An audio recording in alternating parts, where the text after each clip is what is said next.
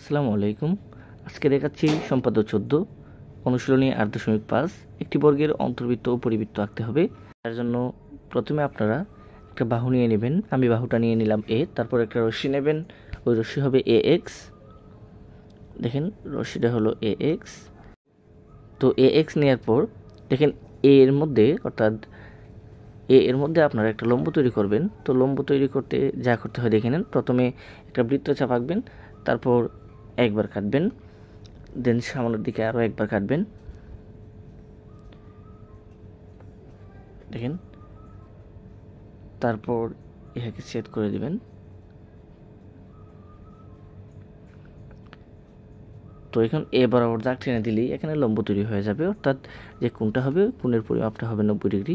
অর্থাৎ একটা বর্গ যদি আপনারা প্রথমে তৈরি করতে চান তাহলে আপনাদেরকে অবশ্যই আগে এই কাজটি করতে হবে, একটা লম্ব তৈরি করতে হবে। দেন যে বাহু ছিল এ, ওই বাহু এ এর সমান করে এ বি অংশ কেটে নেবেন। দেখেন এখানে বি দিয়ে দিলাম, তারপর এ বি অংশ কাটার পর এই যে এ ওয়াই আছে, এ ওয়াই থেকে আবার কাটবেন, যেটাকে আমরা এডি বলতে পারি, ডি দিয়ে দিলাম। তারপর বি থেকে একটা বৃত্তচাপ আঁকবেন এবং ডি থেকে ছেদ করে দিবেন বা কেটে দিবেন। তারপর কি করবেন, ওইটা মিলিত করে দিবেন, অর্থাৎ মিলিত করলেই দেখবেন একটা বর্গ তৈরি হয়ে গেছে।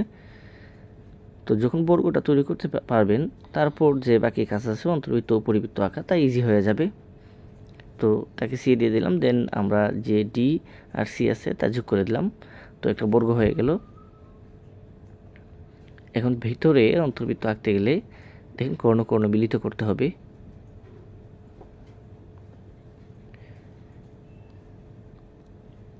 তো এখানে অবিন্দু দিয়ে দিবেন, অর্থাৎ বৃত্তের যে কেন্দ্রটা ওইটা অবিন্দু হবে। তো এখন দেখেন কি করতে হবে।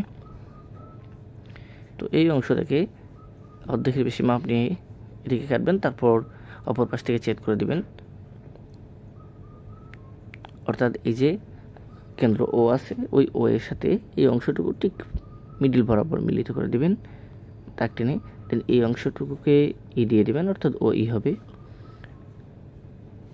তারপর দেখিয়ে দিবেন যে প্রত্যেকটা বাহু এর সমান, অর্থাৎ জানেন আপনারা বর্গের প্রত্যেকটা বাহু সমান। তারপর যা করবেন দেখেন, খুব সাবধানতার সাথে ভিতরে অন্তর্বৃত্ত আঁকবেন, অর্থাৎ কেন্দ্র ও থেকে দেখেন ভিতরে, অর্থাৎ যে বর্গটা আছে ওই বর্গটার ভিতরে একটা বৃত্ত এঁকে দিবেন, যে চারটা বাহু আছে তাই স্পর্শ করিয়ে, তাহলে অন্তর্বৃত্ত হয়ে যাবে।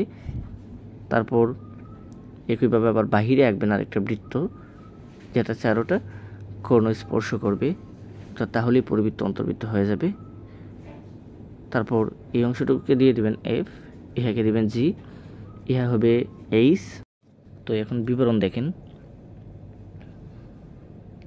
ভালো থাকবেন, সুস্থ থাকবেন, ধন্যবাদ সবাইকে।